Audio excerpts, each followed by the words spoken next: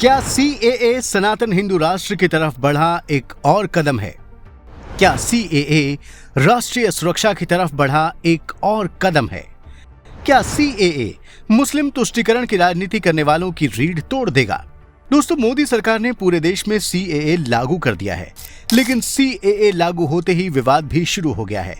मुस्लिम तुष्टीकरण के आधार पर राजनीति करने वाले दल इससे बिलबिला गए हैं, तो हिंदू राष्ट्र की राजनीति करने वाले लोग गदगद हैं। दोस्तों, खास बात यह है कि सीएए समर्थक तो हिंदू राष्ट्र का नारा दे ही रहे हैं, सीएए के विरोधी भी हिंदू राष्ट्र कर रहे हैं। हाँ, दोनों के नजरिए में थोड़ा फर्क है। इस वीडियो में हम आपको बताएंगे कि यह फर्क क्या है। साथ ही ये भी बताएंगे कि क्या सीएए भारत की राष्ट्रीय सुरक्षा में महत्वपूर्ण भूमिका निभाएगा और इससे देश की राजनीति में क्या बदलाव आएगा। बस आप देखते रहिए द कर्मा। दोस्तों, मोटे तौर पर सीएए कानून में पाकिस्तान, बांग्लादेश और अफगानिस्तान से 31 दिसंबर 2014 से पहले आने वाले 6 अल्पसंख्यकों हिंदू, सिख, जैन, बौद्ध, ईसाई और पारसी को भारत की नागरिकता देने का प्रावधान किया गया है। लेकिन मुस्लिम शरणार्थियों के लिए ये छूट नहीं होगी, यानी वे भारत के नागरिक नहीं बन पाएंगे। नियमों के मुताबिक नागरिकता देने का अधिकार केंद्र सरकार के हाथों में होगा। दोस्तों, अब आपको बताते हैं कि इसे लेकर हिंदू राष्ट्र के समर्थक क्यों खुश हैं। हिंदू राष्ट्र के समर्थक इसलिए खुश हैं कि इन तीनों मुस्लिम बाहुल्य देशों में सताए गए हिंदुओं को भारत नागरिकता प्रदान कर रहा है। वो लाखों हिंदू जो जम्मू कश्मीर, पंजाब, राजस्थान, बंगाल और देश के दूसरे हिस्सों में अब तक अवैध रूप से रह रहे थे, उन्हें सम्मान के साथ नागरिक की हैसियत से रहने का अधिकार मिल जाएगा और उनकी वो संकल्पना मजबूत होगी कि भारत प्राकृतिक रूप से हिंदुओं का ही राष्ट्रीय घर है। दोस्तों, आपको बता दें कि आजादी के पहले से ही हिंदू महासभा और आरएसएस जैसे संगठनों का मानना है कि भारत हिंदुओं का राष्ट्रीय घर है। इसी आधार पर उन्होंने अखंड भारत को हिंदू राष्ट्र बनाने की संकल्पना पेश की। दोस्तों, एक तरफ सीएए के समर्थक इसे हिंदू राष्ट्र की तरफ एक कदम मानकर खुशी मना रहे हैं, तो दूसरी तरफ सीएए के विरोधी भी इसे हिंदू राष्ट्र की तरफ एक कदम बढ़ाकर धरना प्रदर्शन कर रहे हैं। सीएए विरोधियों का कहना है कि यह कानून भारत की धर्मनिरपेक्ष छवि के खिलाफ है, ये संविधान के भी खिलाफ है, क्योंकि इसमें मुसलमानों के साथ भेदभाव किया गया है।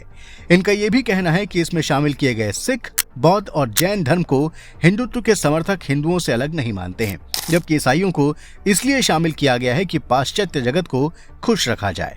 और जहां तक पारसी का सवाल है, तो वो संख्या में ही बहुत कम है।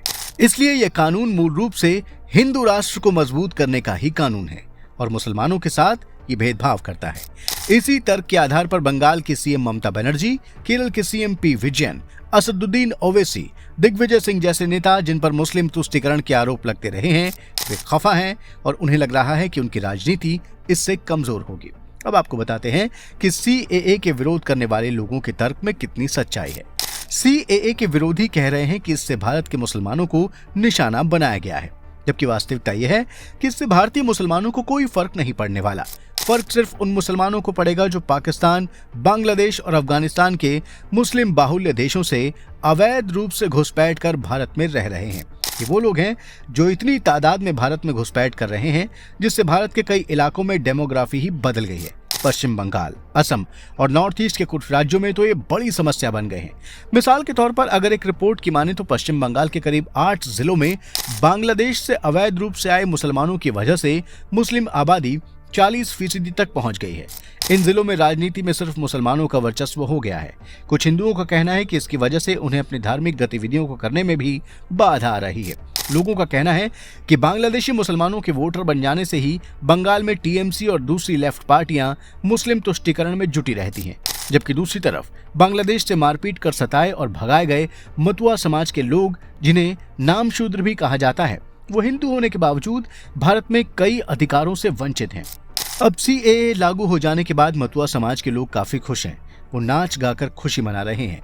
तो दूसरी तरफ बंगाल के मुस्लिम बांग्लादेशी घुसपैठियों की सांसें अटकी हुई हैं। इनमें संदेश खाली का वो शाहजहां शेख भी है जो बांग्लादेश से बंगाल आया था और यहां आकर उसने अपना खौफ का साम्राज्य खड़ा कर दिया। गृह मंत्री अमित शाह ने सीएए का विरोध करने वाले दलों को कटघरे में खड़ा किया है। शाह ने कहा है कि सीएए देश का कानून है और इसे नागरिकता देने के लिए लाया गया है, छीनने के लिए नहीं। सीएए कांग्रेस सरकार का एक वादा था। जब देश का विभाजन हुआ और उन देशों में अल्पसंख्यकों पर अत्याचार हुआ तो कांग्रेस ने शरणार्थियों को आश्वासन दिया था कि भारत में उनका स्वागत है और उन्हें भारतीय नागरिकता प्रदान की जाएगी। लेकिन अब वे पीछे हट रहे हैं। शाह ने कहा कि अल्पसंख्यकों, विशेषकर मुसलमानों को सीएए से उकसाया जा रहा है। उन्होंने गलतफहमी को दूर करते हुए कहा कि यह अधिनियम पूरी तरह से पड़ोसी देशों में सताए गए अल्पसंख्यकों को नागरिकता प्रदान करने के लिए है। दोस्तों, सीएए राष्ट्रीय सुरक्षा की तरफ भी एक बड़ा कदम है। बांग्लादेश की तरफ से हो रही बड़ी तादाद में अवैध घुसपैठ से देश के अंदर कानून व्यवस्था पर असर पड़ा है। बांग्लादेशी घुसपैठिए देश के हर हिस्से में पहुंच गए हैं। इनमें से कई आतंकी गतिविधियों में शामिल हैं। ये भारत में आकर रहते हैं, लेकिन भारत के साथ ही गद्दारी करते हैं। इनकी निष्ठा भारत नहीं बल्कि मुस्लिम राष्ट्र के प्रति होती है। इसलिए बांग्लादेशी मुसलमान और रोहिंग्या शरणार्थी देश की सुरक्षा के लिए भी बड़ा खतरा बनते जा रहे हैं। सीएए का कानून इस फ्रंट पर भी काफी अच्छी तरह काम करेगा। तो दोस्तों, ये वीडियो आपको जरूर पसंद आया होगा। अब आप इसे लाइक और शेयर करें और हमारे चैनल को भी सब्सक्राइब करें। और हाँ, नोटिफिकेशन के लिए बेल आइकन दबाना बिल्कुल ना भूलें। धन्यवाद।